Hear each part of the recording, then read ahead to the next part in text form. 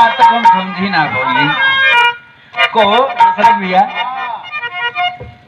मोह माया में डार के तो सीधे डंडा लेके खदेरत हुअन। एक कुमार चचा देखा कोनो लड़का और लड़की के बीच वाली बात बतौलन है। 12 बजे के रात है तो बात कैसन होई।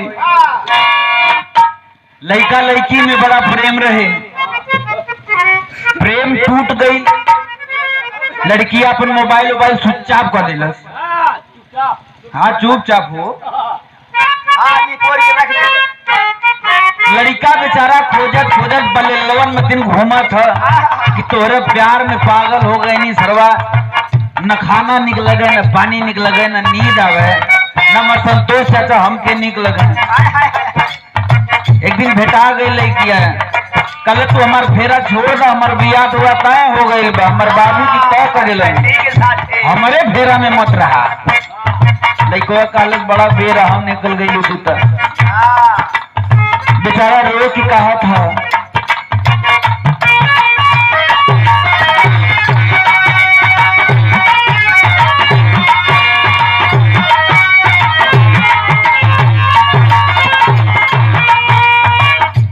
यह कहा था हो लक्कर चाचा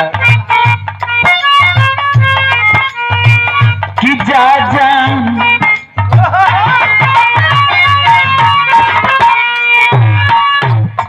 कहा था जा जान खुश रही है, जा जान खुश रही है हमके भुला के।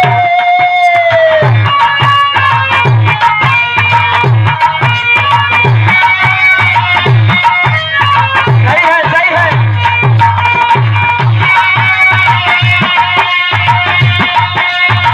जा जान खुश रही है हमके भुला के। सैया जी के कोरे में काढ़ी के कर जवान, काढ़ी के कर जवान ले जाइए तोरी हरी के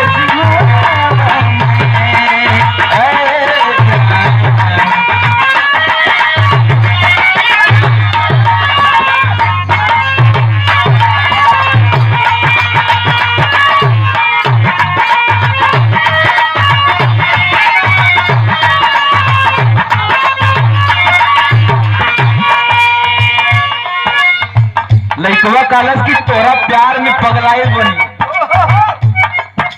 न मतारी के चिन्हत है, न बाप के चिन्हत है, न संगी साथी दोस्त यार के चिन्हत है। लेकिन जवान आदत धरा के चल गई तू, यादत सरवा छुट्टी कैसे कहलस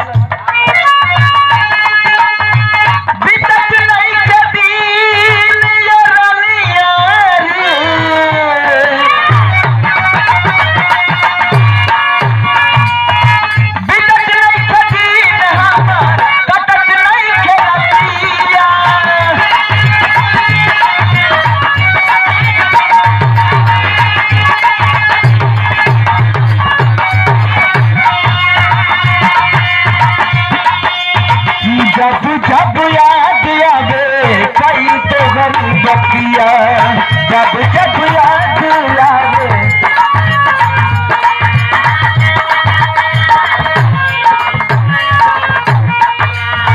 जहरी जुदाई क्यों, जहर जुदाई के दिहलू पिया।